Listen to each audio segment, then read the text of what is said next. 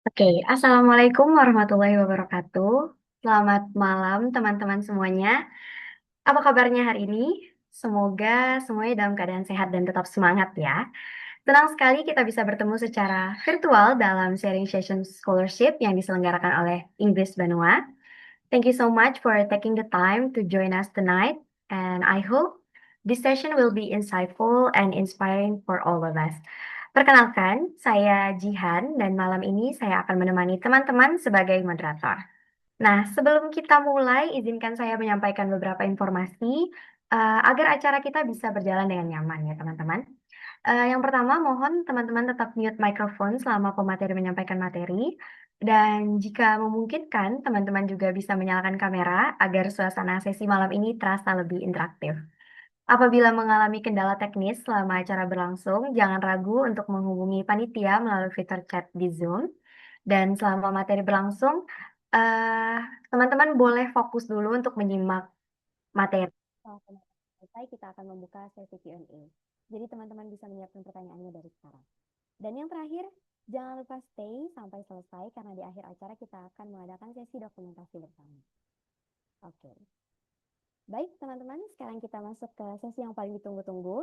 Malam ini kita akan belajar langsung bersama Miss Nana, seorang PhD student at King's College London, United Kingdom, sekaligus LPDP awardee. Beliau akan berbagi pengalaman sekaligus tips mengenai how to write a strong PhD research proposal. Jadi topik ini sangat menarik ya, terutama bagi teman-teman yang memiliki rencana untuk melanjutkan studi ataupun sedang mempersiapkan berbagai program beasiswa. Jadi jangan lupa siapin catatan karena saya yakin akan banyak insight yang bisa kita dapatkan pada malam hari ini. Oke, without further ado, Miss Nana, the floor is yours. And enjoy the session, everyone. Oke, terima kasih Kak Jihan atas perkenalannya. Selamat malam waktu Indonesia, di sini siang hari. Semoga teman-teman dalam keadaan sehat dan tetap semangat ya dalam mempersiapkan eh, apa namanya, aplikasi PhD-nya dan aplikasi beasiswanya. Oke, mungkin izin aku share screen ya Kak.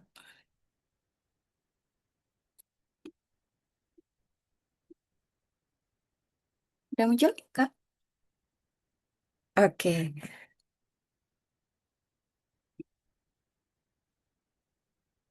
oke. Em, Materi yang akan saya sampaikan pada hari ini itu adalah tentang tips writing 101 tentang research proposal, PhD research proposal.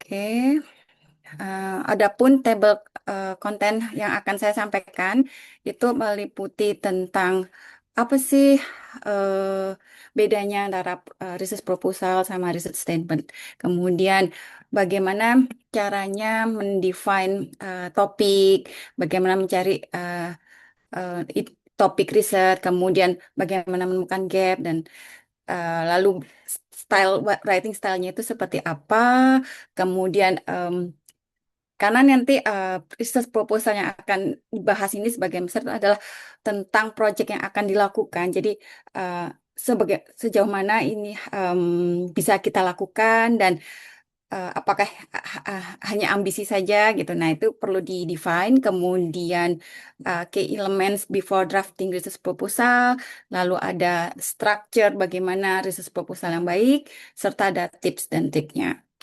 Mungkin kita langsung saja. Ini mungkin sekilas tentang diri saya. Jadi saya em, bachelor degree dari ITS Surabaya di bidang kimia, kemudian masternya juga di kimia UI. Lalu saya bekerja di Badan POM sebagai ASN selama lebih dari 17 tahun dengan expertise di bidang kimia analisis, kromatografi, serta mass spektrometri. Untuk interestnya, untuk riset PhD ini adalah tentang nanokosmetik, tepatnya di lipid nanopartikel. Kemudian selama perjalanan mencari kampus, mencari supervisor kemarin, saya sudah approach lebih dari 75 potensial supervisor yang tersebar di UK, US, Australia, serta Eropa. Kemudian saya juga sudah saya memegang 5 LOE dan ada 7 profesor yang kemarin bersedia membimbing saya.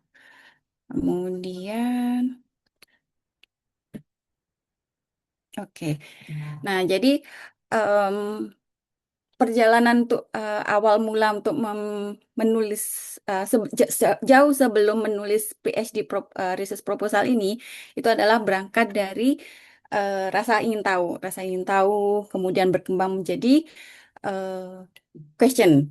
Nah, jadi kalau dari saya sendiri itu kemarin itu adalah curiosity-nya itu adalah tentang nanokosmetik, kemudian bagaimana sih interaksi antara nanokosmetik dengan kulit yang kemudian yang bisa menjadi dasar dari respon imun tubuh, kemudian bagaimana protein corona itu bisa mempengaruhi nanokosmetik ini sendiri berinteraksi dengan kulit. Nah, ini adalah dasarnya kemarin. Nah, jadi dari teman-teman itu tiga hal ini yang menjadi dasar, yaitu apa, what excites you. Kemudian dan what excites you ini bisa beda-beda, bisa berangkat dari permasalahan yang ada di dunia kerja, kemudian permasalahan yang ada di sekitar teman-teman, kemudian dieksplor, problemnya itu dieksplor, digali, di reach out sampai sejauh mana serta dicari juga ke novelty-nya, unsur novelnya. Kemudian hingga akhirnya berkembang menjadi question ini.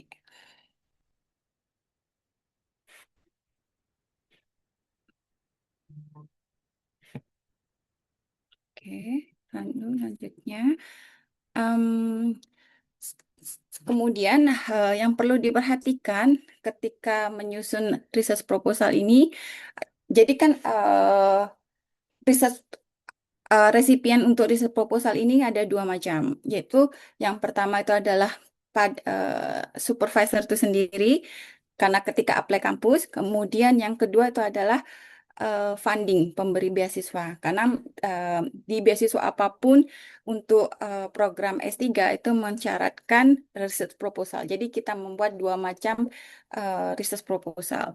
Dan sebelum sampai ke tahap mencari beasiswa, itu yang pertama adalah mencari supervisor. Nah, ini tahapan yang cukup krusial karena kita harus mengalankan research interest kita dengan research area dari potensial supervisor. Karena memang kalau dari pengalaman saya kemarin, karena Indonesia ini memang teknologi yang berkembang itu kita bisa ketinggalan 10 tahun eh, di belakang, sehingga memang banyak adjustment yang saya lakukan waktu itu. Dengan cara apa? Dengan cara membaca, mengacu pada previous publication mereka. Kemudian dipelajari research gap-nya apa, kemudian di mana nih celah-celah kita bisa masuk dan bisa berkontribusi untuk research group mereka. Nah, di sini jadi dan ini memang harus cukup banyak membaca publikasi dari research group tersebut. Nah, ini adalah contoh dari potongan em, email saya ke supervisor dan di sini saya sebutkan bahwa interest saya di bidang implementasi nanoteh itu merupakan terutama di nanokosmetik. Kemudian eh, dan saya ingin bekerja di bidang pembentukan nanopartikel corona formation seperti itu bla bla bla. Jadi di sini kita disampaikan apa sih minat kita, sejauh mana pemahaman kita dan kita terbuka jika ada masukan dari supervisor. Dengan sudah dengan pada saat mengirim email tersebut sudah membawa draft research proposal yang sudah saya buat gitu. Kemudian, kemudian di sini saya akan bahas singgung sedikit tentang perbedaan antara research proposal yang berlaku di UK serta di US. Ini adalah merupakan dua kutub yang berbeda. Jadi kalau kayak Eropa, Australia itu uh, kiblatnya hampir sama dengan UK. Kalau yang US itu berbeda karena apa? Karena ketika kita apply program PhD itu untuk US, kita mengirimkannya ke graduate admission, tidak langsung ke supervisor. Jadi nanti graduate admission yang akan menyaring, memfilter, menseleksi aplikasi teman-teman. Lalu nanti setelah kita em, terjun masuk ke programnya, baru nanti dari fakulti yang akan memilih calon supervisornya. Jadi itu cukup beda ya. Untuk yang fokus, fokus dari research proposal di UK itu adalah research project, langsung berupa research project yang akan kita lakukan. Sementara kalau di US itu adalah eh, potensial potensial research yang akan kita lakukan. Jadi itulah kenapa kalau yang di UK ini berupa research proposal, kalau yang di US ini berupa research statement. Kemudian supervisor di UK juga udah ditentukan dari awal karena kita yang approach mereka. Kalau di US ditentukan nanti setelah kita masuk ke programnya. Durasinya juga di UK di Eropa itu relatif lebih cepat 3 sampai 4 tahun, kalau di US 5 sampai 7 tahun karena ketika apply program PhD di US itu kita masih dianggap uh, berangkat dari anak master. Jadi kita mengikuti master dulu 2 tahun baru lanjut PhD. Dan ini spesifikasinya kalau di UK lebih apa topiknya sudah spesifik, sementara kalau di US masih broad. Sementara kemudian ini adalah beda business proposal. Ini saya cuma menggunakan dua contoh funding yang banyak di apply oleh award oleh aplikan dari Indonesia, yaitu ada Australia Awards dan LPDP. Secara garis besar sama, yaitu ada mencakup research title. Kalau di LPDP itu urgency, kalau di Australia Awards ada objektif, kemudian research question, yang dimana kalau di AS ini juga dikaitkan dengan country development. Lalu ada research methodology, nah, di LPDP ada objektif, ada rasional, kemudian ada timeline. Semuanya dua funding ini juga sama-sama mensyaratkan ada work timeline-nya atau roadmap, kemudian eh, dan reference. Jadi garis besar outline-nya sama untuk kedua beasiswa ini. Lalu dan ini adalah research proposal framework dari LPDP. Jadi ada judul, latar belakang, perumusan masalah, tujuan penelitian, rasional, metode, dan desain, signifikansi, dan daftar pustaka. Ini kalau jika ada teman ada pertanyaan boleh langsung di raise hand ya teman-teman. Takut saya lupa. Kemudian dari mana nih research idea ini bisa bisa teman-teman dapatkan? Di antaranya dari literatur, kemudian dari internal publication dari research group yang sedang disasar, kemudian dari research gap. Nah, research gap ini bisa selain dari research group yang ingin dimasukin, bisa juga diambil dari Scopus, jurnal Scopus, kita dengan memperbanyak bacaan dari jurnal Scopus. Kemudian bisa juga teman-teman mendapatkan ide baru dari mengikuti conference-conference ilmiah, baik di dalam maupun di luar negeri. Kemudian juga bisa diskusi, jadi ada forum diskusi, misalkan join di research gate gitu, atau mungkin dengan mengikuti memfollow akun-akun potensial supervisor di LinkedIn. Nah, di situ juga teman-teman bisa mendapatkan banyak insight dengan untuk mengetahui apa sih tren terbaru di bidang yang teman-teman sedang akan kerjakan. Kemudian, nah ini untuk spotting the gap atau untuk menemukan research gap ini bisa berupa uh, conflicting findings, bisa berupa kontradiksi atau mungkin ilmu yang sudah uh, teori yang sudah ada itu mungkin sudah outdated dan perlu pembaharuan. Nah, itu teman-teman bisa masuk situ. Bisa juga missing evidence. uh, ada teori yang kemudian namun tidak ada masih kurang bukti, evidence. Nah, teman-teman juga bisa masuk ke di situ, area situ. Kemudian bisa juga understudied topics, kemudian limitation dari metode yang ada sekarang, serta emerging trend yang sedang berkembang baik di global maupun di Indonesia. Em, Kalau untuk yang saya buat kemarin di research proposal saya buat seperti ini. However, the soft and deformable nature of LNPs makes it difficult to isolate the protein corona. Jadi karena LNP yang berkembang saat ini itu masih kesulitan dalam mengisolasi protein corona tanpa merusak dari nanopartikel itu sendiri dan kehilangan tanpa kehilangan protein penting, komponen-komponen penting dari protein. Nah, itu makanya perlu uh, teknik khusus untuk isolasi dari protein corona ini. Sehingga uh, outputnya, output dari riset ini nantinya juga akan selain mengetahui, memahami secara penuh tentang mekanisme yang terjadi, serta juga sebagai bahan evaluasi untuk regulator terkait LNP di nanokosmetik. Untuk gaya penulisan, selanjutnya kita bahas tentang gaya penulisan.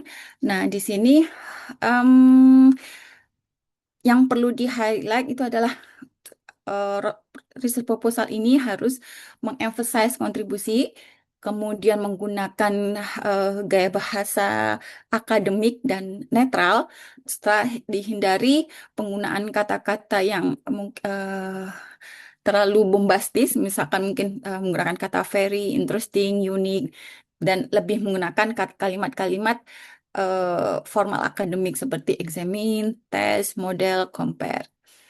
Nah, ini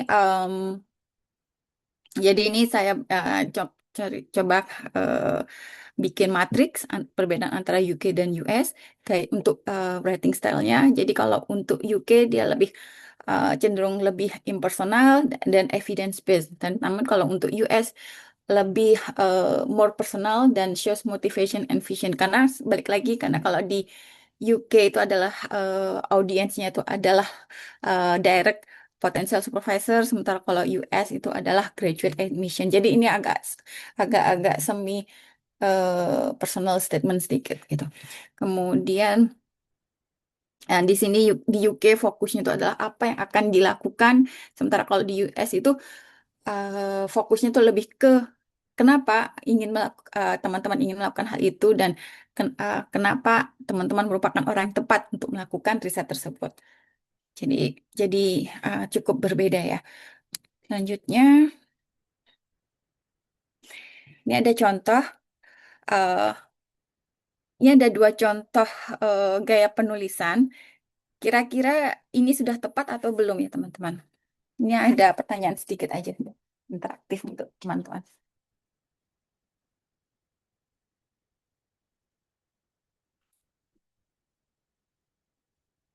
Halo?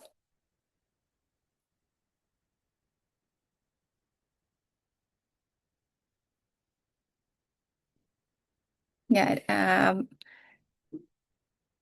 ada ada ada yang bersedia menjawab?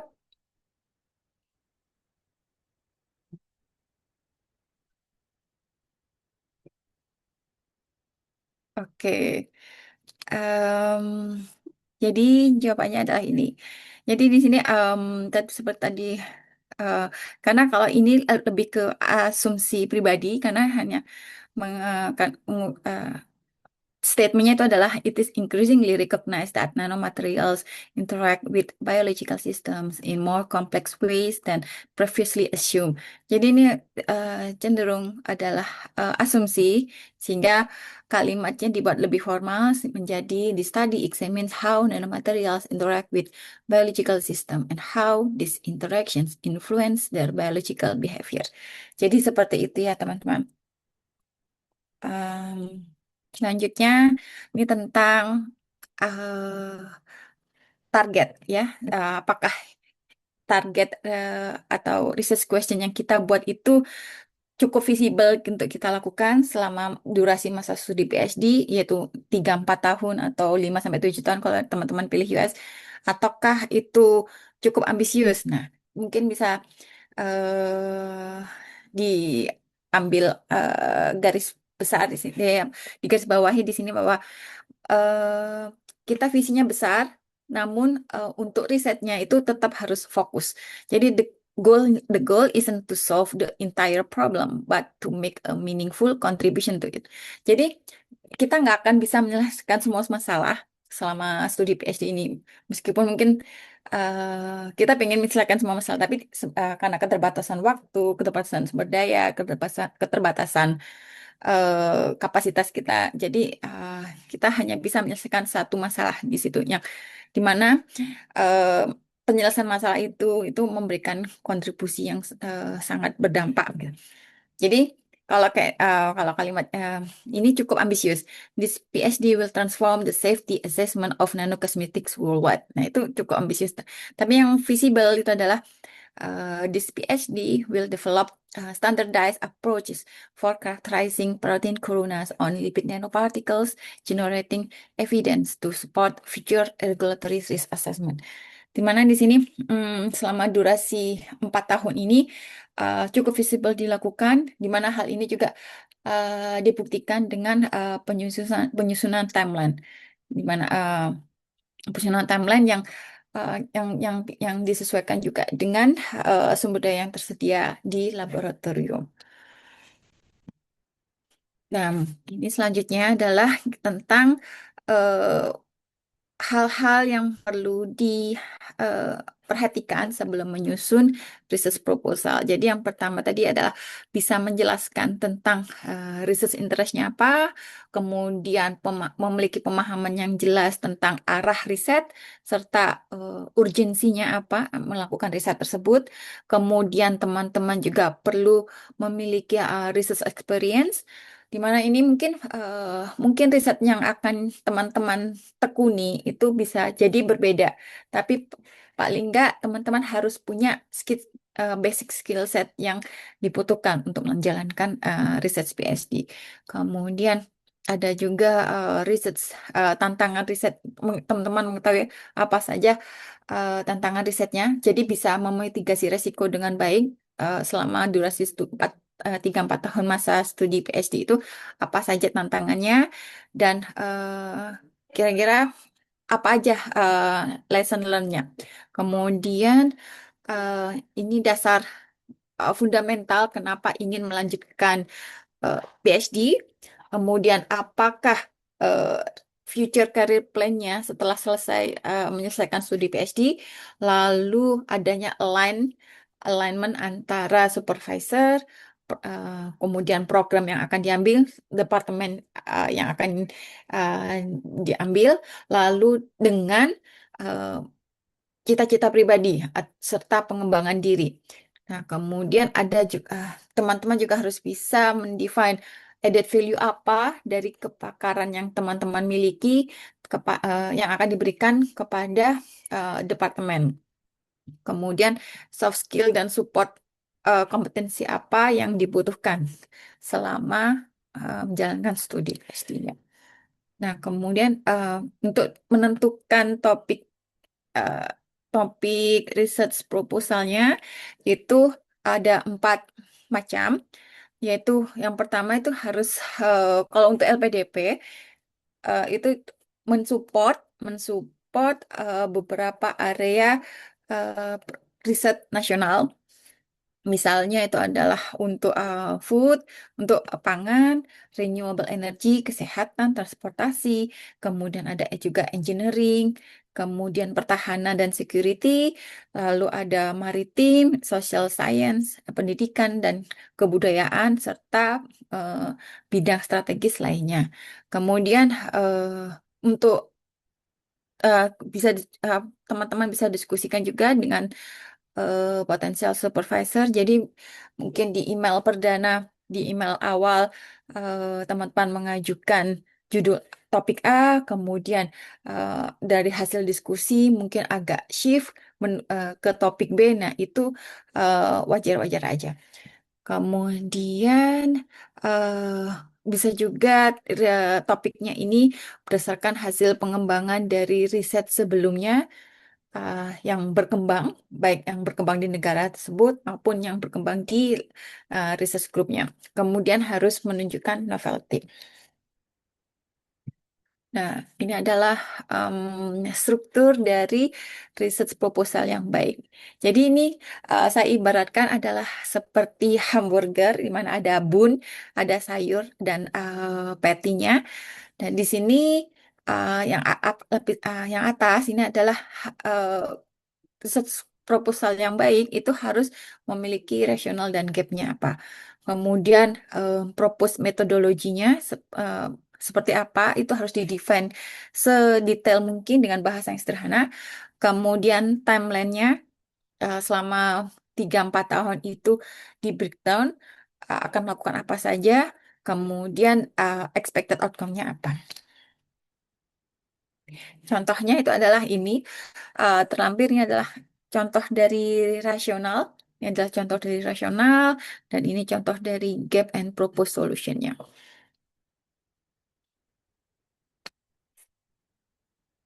Dan ini contoh dari proposed methodology.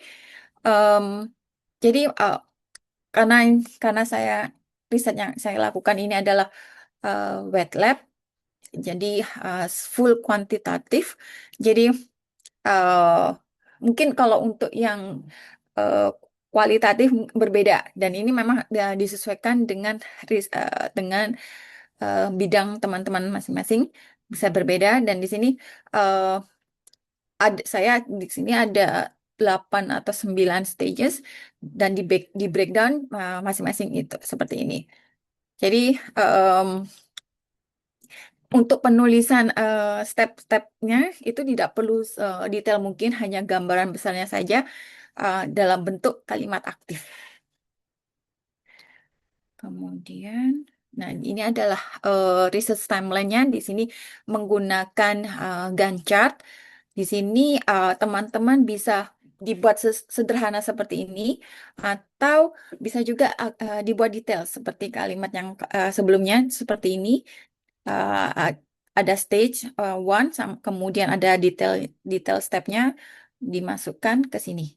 Kalau ini saya buat lebih sederhana, jadi hanya stage-nya aja yang ditulis, tidak mencakup step detailnya. Kemudian di sini juga teman-teman bebas menulis mau berupa term atau bulan atau triwulan itu bebas. Karena karena biasanya kan eh, untuk menghemat space, jadi saya buat term. Jadi ada term 1, 2 begini.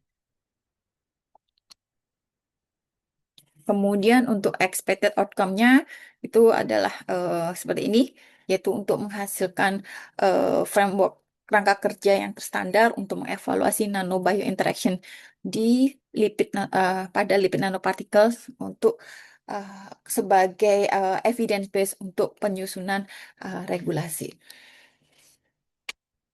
Selanjutnya, ini adalah tips untuk penulisan research proposal. Jadi, em, bisa ditulis, yang pertama itu adalah bisa ditulis dalam bahasa Indonesia atau bahasa Inggris. Namun, kalau saya bisa saran, lebih baik dalam bahasa Inggris, karena hanya sekali kerja, teman-teman eh, bisa gunakan proposal yang sama untuk kampus dan adjustment hanya mengadjust sedikit saja sehingga bisa digunakan juga untuk apply beasiswa baik itu beasiswa LPDP maupun AS. Lalu yang kedua disesuaikan pilih riset topiknya yang relevan dan cukup novel yang dapat mensupport prioritas nasional.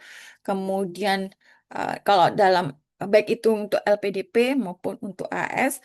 Kemudian juga riset ini juga yang mensupport National Research Priorities yang dikeluarkan oleh Kemdikti Sentek.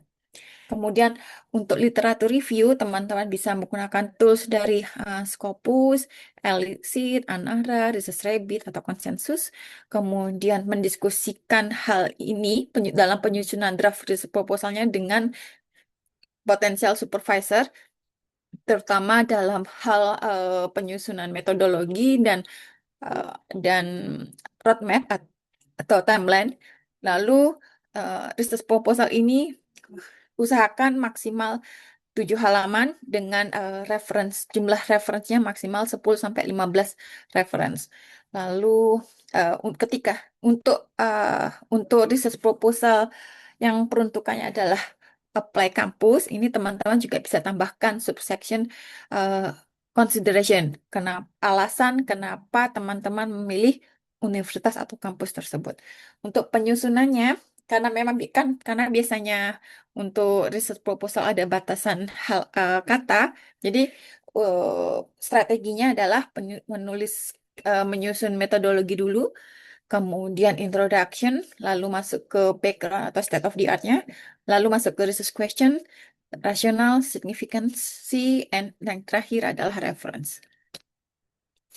Lalu untuk tips berikutnya, untuk title itu buat engage mungkin, concise dan clear. Jadi maksimum itu adalah 18 sampai 20 kata. Untuk urgensinya justify urgensi dan signifikan dari riset yang diusulkan. Kemudian jelaskan juga potensial contribution-nya ini untuk bidang industri strategis Indonesia. Dan ini support dari pernyataan ini melalui sitasi yang terbaru. Nah, kemudian ini untuk urgensi ini sekitar 2 sampai 4 paragraf. Kemudian research question itu sekitar 3 sampai 5 poin.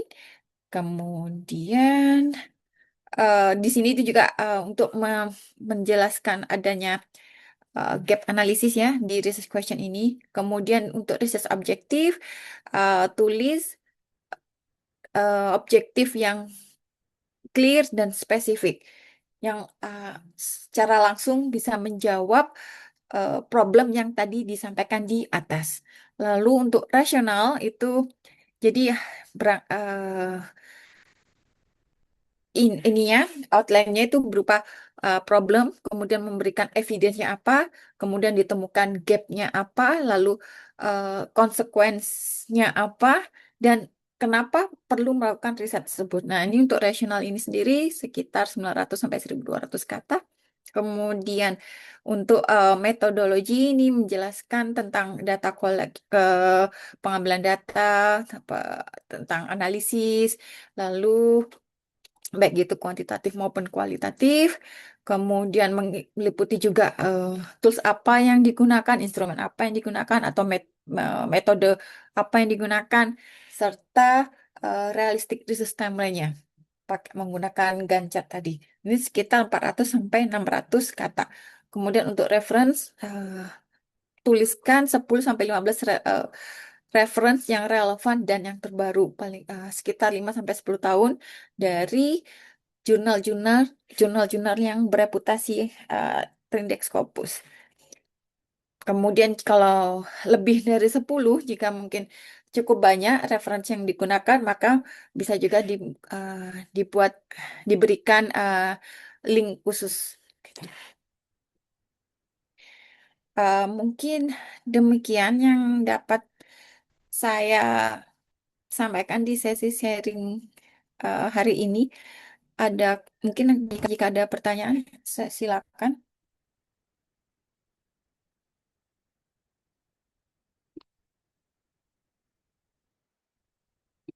Halo,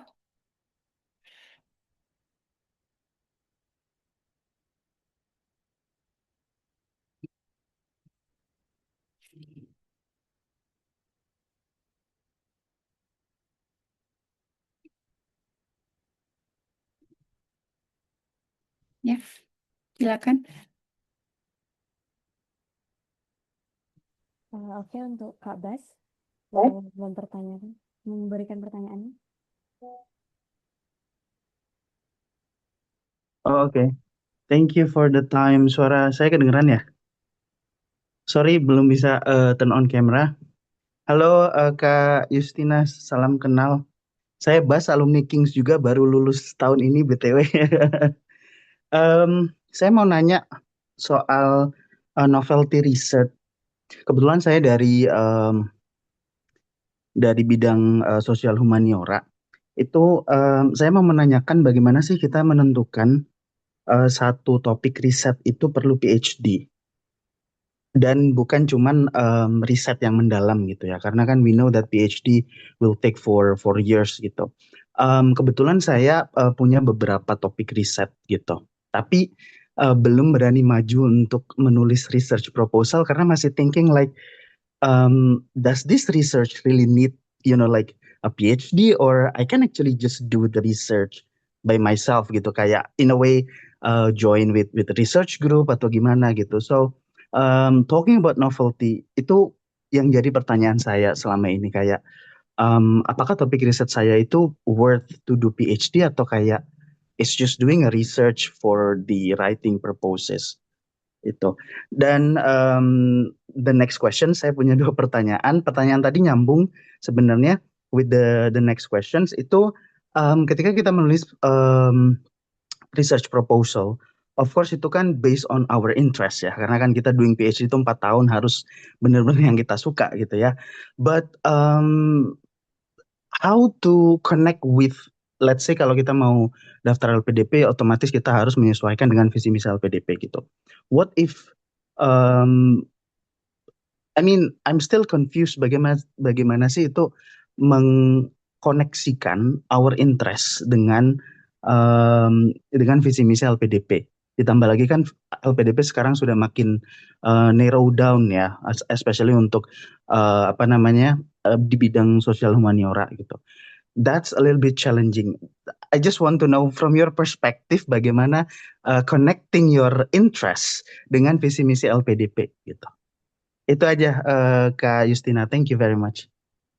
Oke, terima kasih Kak Bas. Ini pertanyaannya cukup menarik. Mudah-mudahan saya bisa menjawab ya. Eh, Pertanyaan yang kedua dulu, karena itu lebih mudah dijawab. Em, jadi kalau bagaimana mengkonekkan visi misi LPDP, em, mungkin ini memang case by case ya. Kebetulan kalau saya karena memang bekerja di regulator di kantor pusat yang memang s- sebagian besar memang bekerja di arah pembuatan kebijakan atau mensupport pembuatan kebijakan. Jadi ini ketika mengkaitkan ke visi misi LPDP itu cukup mudah buat saya. Kebetulan karena memang mengenai topik yang nanokosmetik yang saya bawa itu ya, itu memang saat ini belum ada kerangka kerja framework yang khusus yang membahas tentang itu karena memang Indonesia belum ke arah situ teknologi yang perkembangan teknologi nanotech yang diadopt oleh industri kosmetik itu belum sampai ke arah situ nggak belum semaju negara-negara maju seperti Eropa UK gitu.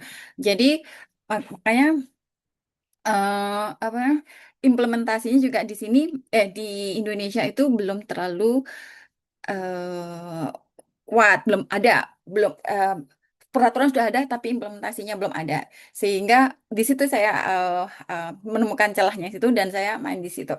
Nah, kalau misalkan buat kayak topik sosial, nah itu em, sementara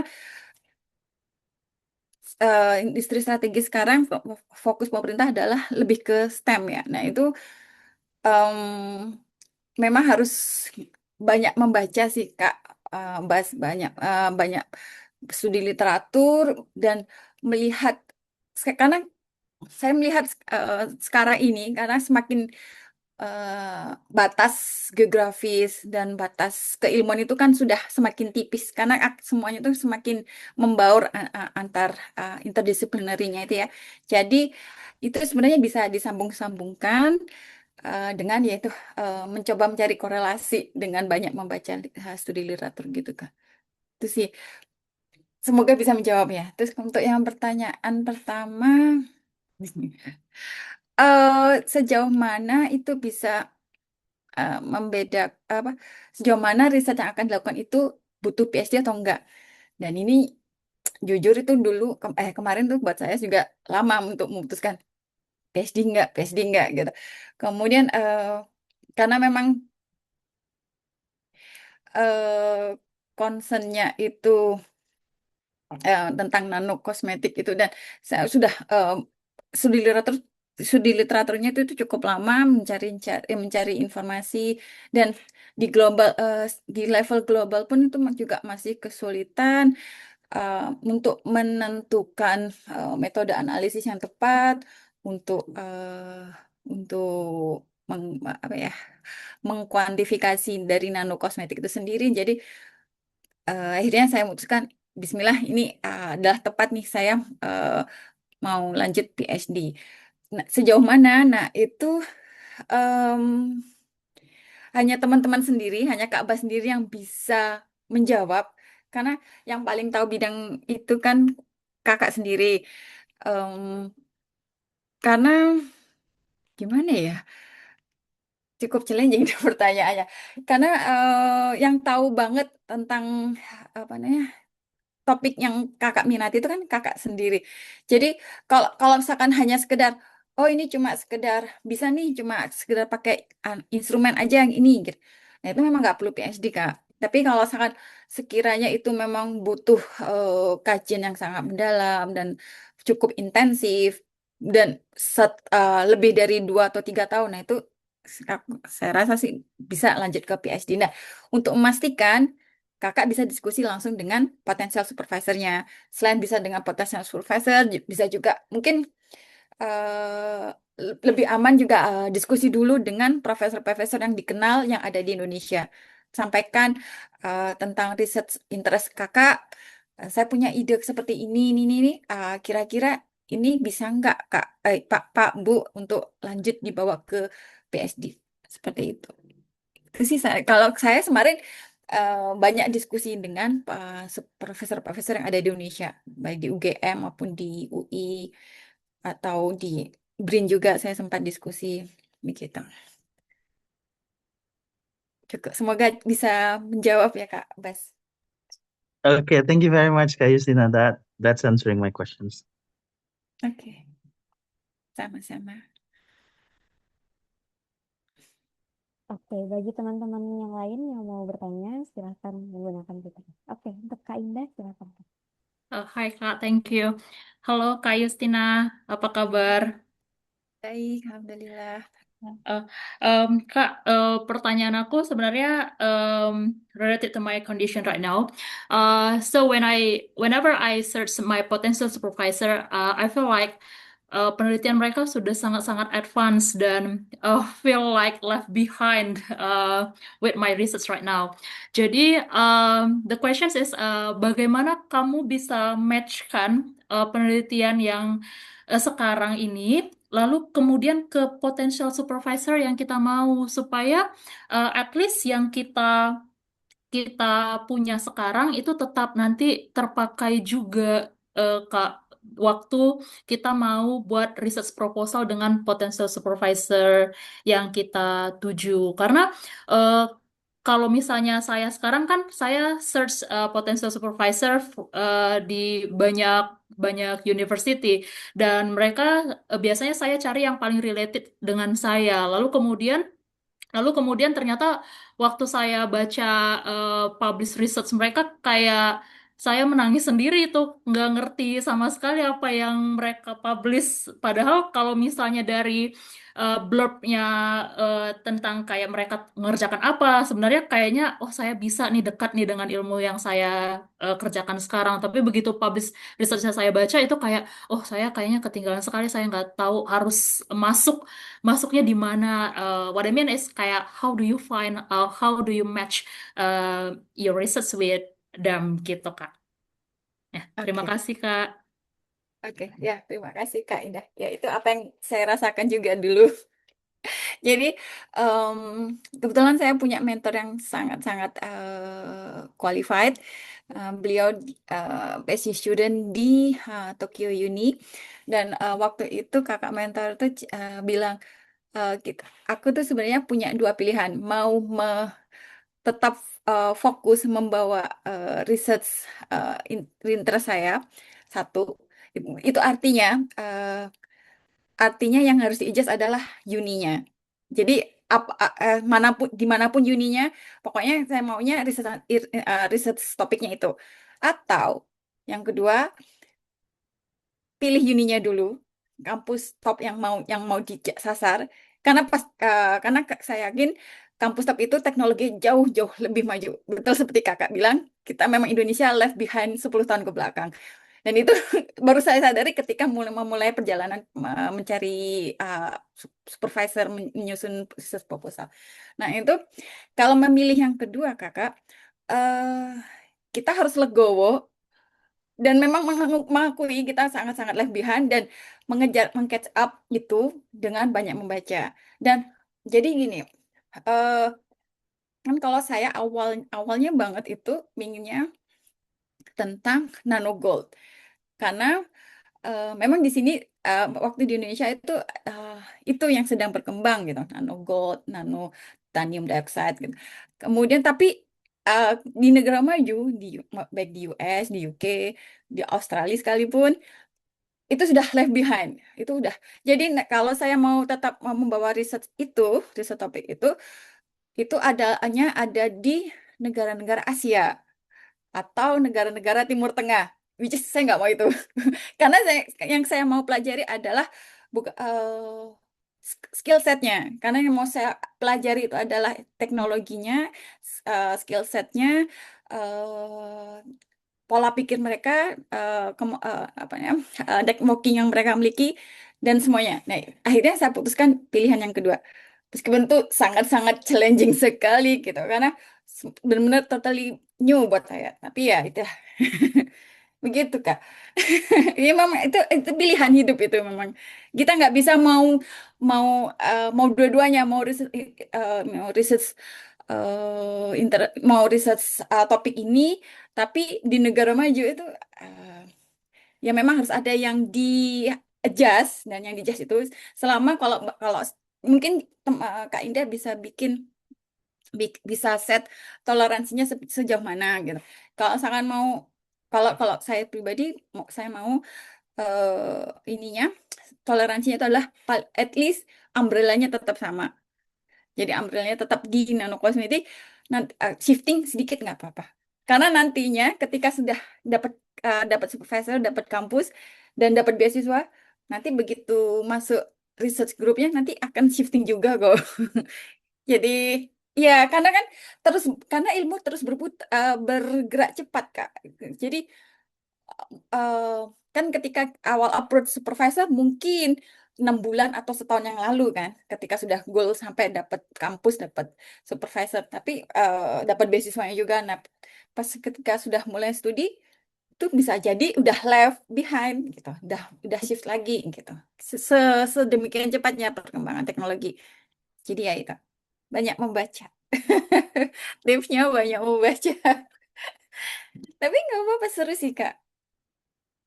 Okay, thank you, Kak, for answering my question. Ya, no worries. Oke, selanjutnya Miss, ini ada beberapa pertanyaan di chat box. Oke, Miss Nana sendiri, mau saya bacakan atau prefer boleh. baca sendiri? Oh ya, saya bacakan.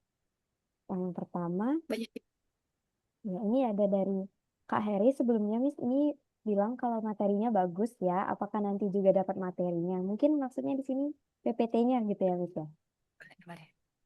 Nanti ke kakak admin ya. Oke. Yang pertanyaan selanjutnya dari Kak Bahrudin.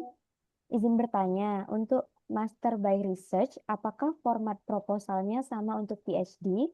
Dan untuk PhD di Eropa, rata-rata kan jatuhnya adalah job vacancy dengan mengerjakan proyek dari supervisor tersebut. Apakah tetap kita membuat proposal research-nya juga, Mbak? Terima kasih. Izin. Oke. Untuk yang job vacancy, ya kebetulan saya sudah pernah mencoba dan fail. Jadi saya nggak tahu bagaimana trik-triknya supaya berhasil. Cuma waktu itu saya juga bikin bukan bukan riset membuat riset proposal, tapi kayak riset statement seperti itu. Jadi nggak sedetail riset proposal. Lebih ke kalau untuk job vacancy ini lebih ke eh apa ya? Kenapa ingin posisi itu? Karena ini kan job ya, kayak seperti melamar kerja. Jadi em, kenapa? Jadi lebih ke eh, apa nih? eh, kampus itu ingin tahu kenapa nih Anda layak kami pilih gitu. Dan untuk job vacancy PhD job vacancy ini eh, se- sejujurnya itu saingannya itu justru lebih berat ketimbang eh, kompetisi LPDP ataupun AS karena saingannya adalah seluruh dunia dan yang lebih diutamakan itu biasanya rata-rata adalah alumninya sendiri. Jadi itu makanya kita cukup apa acceptance rate-nya tuh kecil gitu. Kecuali mungkin teman ada beberapa yang berhasil dan itu rata-rata yang berhasil itu adalah misalkan punya koneksi orang dalam atau koneksi yang sudah punya kenalan di kampus tersebut. Jadi nggak yang from the scratch banget gitu. Baik, semoga menjawab ya Kak Barudin. Selanjutnya ada pertanyaan dari Kak Mei ini, Miss. Halo Miss, maaf tadi saya baru join di tengah-tengah Zoom berlangsung. Kalau mau reach out supervisor via email, berarti apakah harus bawa project yang ongoing atau bawa seperti abstrak dan urgensi untuk discuss bersama supervisor? Ini maksudnya untuk yang pertama kali mau reach out ya, pertama kali approach supervisor ya. Kayaknya ya. Oke. Em, jadi kalau dari pengalaman saya untuk kalau pertama kali mau approach bikin code email, mau approach supervisor itu saya sudah bikin code emailnya di body email ya. Kemudian di attach CV, IELTS sama research proposalnya itu. Dan untuk penyusunan research proposal itu saya mengacu paling enggak ke riset-riset yang sudah dipublikasikan di 2 sampai 5 tahun terakhir. Dari situ saya coba cari research gap-nya apa. Seperti itu. Oke, baik. Semoga menjawab ya Kak Mei. Kalau misalkan mungkin kurang jawab, boleh ditanyakan lagi Kak Mei. Eh, itu tadi pertanyaan terakhir, Miss. Tapi apa kita kasih beberapa waktu lagi untuk teman-teman yang lain mana tahu mau bertanya? Boleh. Oke, boleh. Ya. Oke, Jadi teman-teman Kak yang Mei. mau bertanya boleh raise hand atau menggunakan chat box di Zoom ya.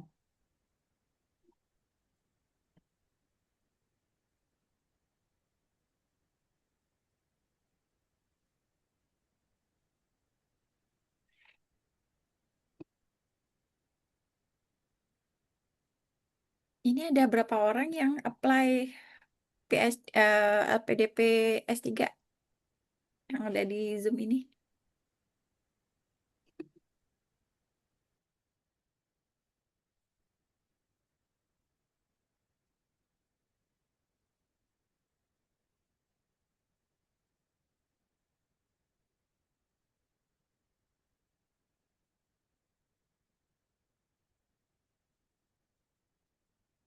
Oke, Kak Bas apply. Oke.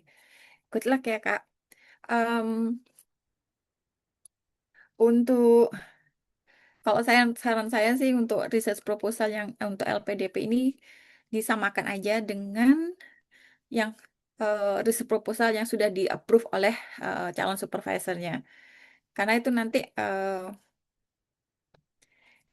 karena nanti ketika substansi dari pengalaman saya itu 90% yang ditanya adalah research proposalnya. Jadi makanya gunakan research proposal yang memang sudah di-approve oleh calon supervisor sehingga kita lebih enak ngomong yang dan kita lebih pede menjawabnya gitu. Dari situ baru oh ya, ya boleh kadek.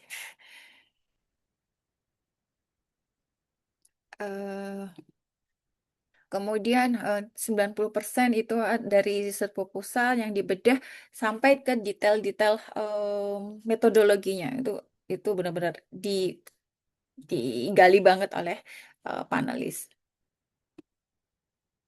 serta termasuk urgensi kenapa mau lanjut PhD. Itu harus hanya teman-teman yang bisa menjawab kenapa harus PhD sekarang. Dan ini mungkin menyambung juga ke pertanyaan Kak Bas tadi ya. Kenapa harus lanjut PhD? Nah, itu eh, butuh kontemplasi. Eh, Kalau buat saya sendiri memang kebetulan kalau saya itu bukan merupakan PNS non dosen, jadi memang itu cukup challenging dan saya butuh waktu sangat lama untuk mencari why-nya itu. Jadi teman-teman harus temukan sendiri why-nya dan yang bisa menjawab itu adalah teman-teman sendiri. Kenapa perlu PhD? Kenapa harus lanjut PhD? Eh, Alasan utama jangan cuma karena tuntutan pekerjaan, itu harus ada alasan yang eh, lebih lebih besar. Drivennya tuh harus kuat. Kenapa mau lanjut sekolah gitu? Permasalahan yang ingin diselesaikan apa gitu.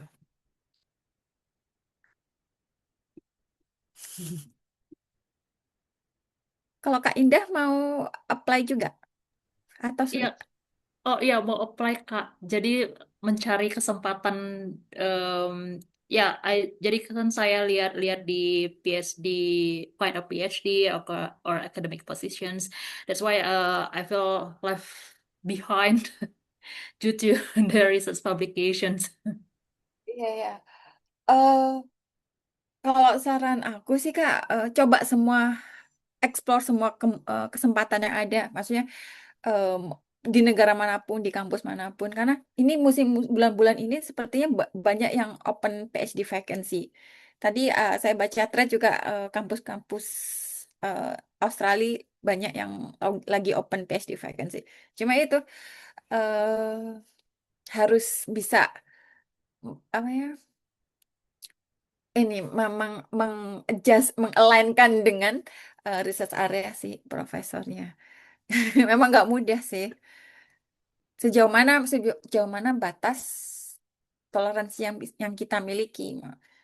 Kalau seakan beda banget kan ya untuk apa gitu. Tapi kalau masih masih satu satu uh, umbrella, ambil aja.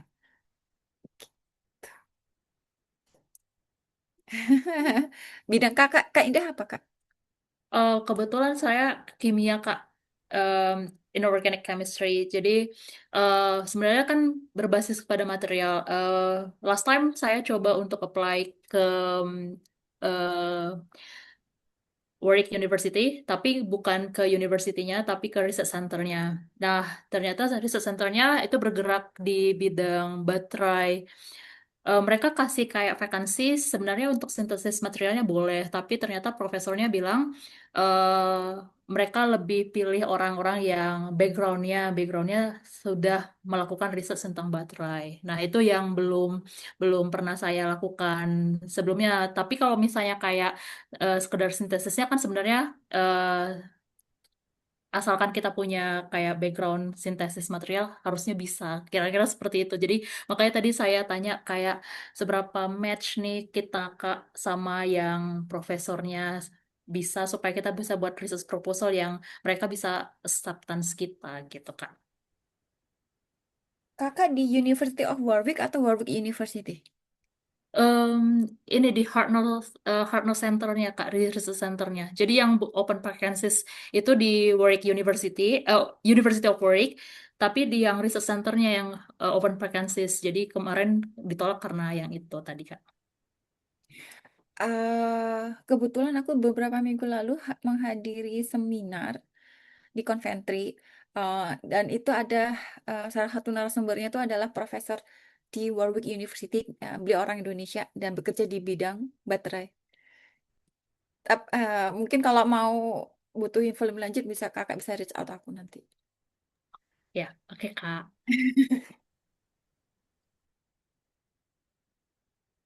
Oke, ada pertanyaan dari Kak Astuti. Oke, langsung saya jawab aja ya Kak Jihan. Oke. Oh ya, ya. Jadi tadi kan saya sebutkan ya, ada 75 supervisor, lebih dari 75 calon supervisor yang saya hubungi. Nah, itu em, di awal-awal itu kan awalnya saya fokus ke US, di mana memang baru belakangan kemudian disadari bahwa memang beda mekanismenya. Nah, di situ jadi kalau saran saya ke Astuti, eh, bikin tracking, bikin tracker untuk approach supervisor. Jadi eh, approach supervisor di kampus yang sama itu jangan lebih dari satu profesor. Jadi cukup satu profesor di satu kampus, tapi kakak juga bisa approach ke eh, profesor di kampus atau di benua yang lain gitu. Nah, itu langsung barengan bisa. Tapi kalau di kampus yang sama jangan, karena biasanya profesor-profesor ini juga akan saling ngobrol gitu, akan saling cerita. Jadi itu dihindari. Nah, itu kalau saya kemarin saya kasih deadline, misal 2 minggu belum dibalas, itu saya kasih email follow up satu untuk merimain kembali gitu. Kemudian ini yang perlu diperhatikan juga oleh Kak Astuti itu adalah timing ketika mengirimkan email. Perhatikan apakah ada holiday yang sedang terjadi atau ada break yang berlaku di negara tersebut atau di kampus tersebut. Nah, itu ketika break atau ketika holiday biasanya karena memang di negara maju itu profesor-profesor itu sangat-sangat profesional. Jadi ketika holiday atau break mereka nggak buka email hanya sesekali. Jadi mereka akan sangat sangat slow response. Nah, itu makanya perlu perlu di pay attention juga jam eh, waktu ketika mengirim email. Set time-nya itu di set ketika at least jam 7 atau jam 8 waktu setempat. Jadi bukan waktu Indonesia. Jadi kalau di HP saya itu selalu saya bikin set ada jam global gitu, ada waktu UK, Australia, Eropa, terus US. Jadi di situ saya set pakai schedule sending di Google, kemudian di situ di set di jam 7 atau jam 8 sehingga pada saat itu biasanya profesor itu akan cek email dan akan membalas singkat dan usahakan narasi yang dibuat di badan email di cold email itu concise, coherent. Jadi jangan bertele-tele, langsung sebutkan maunya apa dan juga pay attention juga nih untuk title subjeknya itu em, cukup tricky dan itu saya juga eh, terus evaluasi. Nah, itu subjek yang tidak ini tidak menarik itu seringkali akhirnya di skip sama supervisor. Jadi belum sampai membaca isi emailnya, melihat subjeknya aja sudah langsung buang gitu. Jadi jangan sampai seperti itu. Jadi memang harus diramu sedemikian mungkin. Selain isi juga subjeknya. Serta bisa juga mungkin jadi ini juga. Jadi ada pengalaman saya tahun lalu itu ketika mengapproach profesor sudah berhubungan intensif sama calon supervisor, kemudian kok tiba-tiba lama nih responnya dan ternyata baru akhirnya ketahuan ternyata email saya oleh sistem IT di kampusnya itu masuk ke spam folder atau apa ya. Jadi akhirnya kemudian sama beliau diurus. Nah, menghindari hal itu mungkin teman ini juga yang saya rasakan ketika approach supervisor yang ada di Australia. Jadi saya sampai akhirnya membuat beberapa alternatif email. Jadi coba pakai akhirnya pakai email. Kebetulan saya punya email alumni UI. Jadi akhirnya ketika approach ke kampus Australia, saya pakai email yang corporate email corporate alumni UI, bukan email pribadi. Nah, mungkin itu mungkin bisa jadi apa ya? eh insight juga buat teman-teman. Gitu Kak Astuti.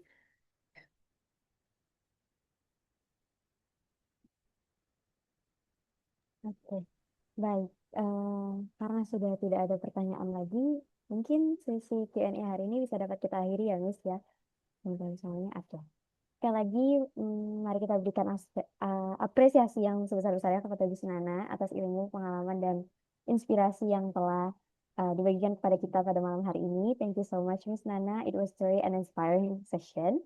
Oke, sebelum kita mengakhiri acara, kami mengajak seluruh peserta untuk mengikuti sesi dokumentasi. Mohon teman-teman bisa menyalakan kamera terlebih dahulu. And I will give you a few seconds to prepare.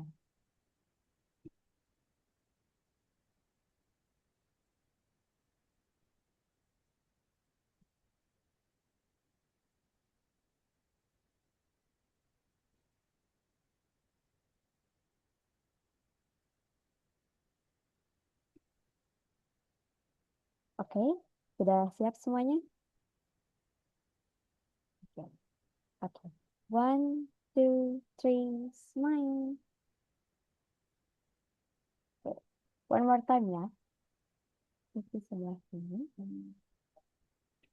Oke. One, two, three, say cheese. Oke. Perfect. Thank you everyone. Teman-teman, kita tidak terasa ini sudah sampai di ujung acara sharing session scholarship malam ini. Semoga materi yang telah disampaikan dapat memberikan wawasan baru dan menjadi bekal yang bermanfaat bagi teman-teman yang ingin melanjutkan studi maupun mempersiapkan beasiswa di masa depan. Sekali lagi, terima kasih kepada Miss Nana atas kesediaannya berbagi ilmu bersama kita malam hari ini. Dan terima kasih juga kepada seluruh peserta yang telah hadir dan berpartisipasi secara antusias. Saya Jihan selaku moderator, mohon maaf apabila selama memandu acara terdapat kesalahan maupun kekurangan. Thank you once again for joining us today. We hope to see you again at our next event. And saya pamit undur diri. Wassalamualaikum warahmatullahi wabarakatuh. Waalaikumsalam warahmatullahi wabarakatuh. Terima kasih, Miss Jihan. Terima Terima kasih kasih. teman-teman semuanya. Thank you Kak Nana dan thank you Kak Jihan.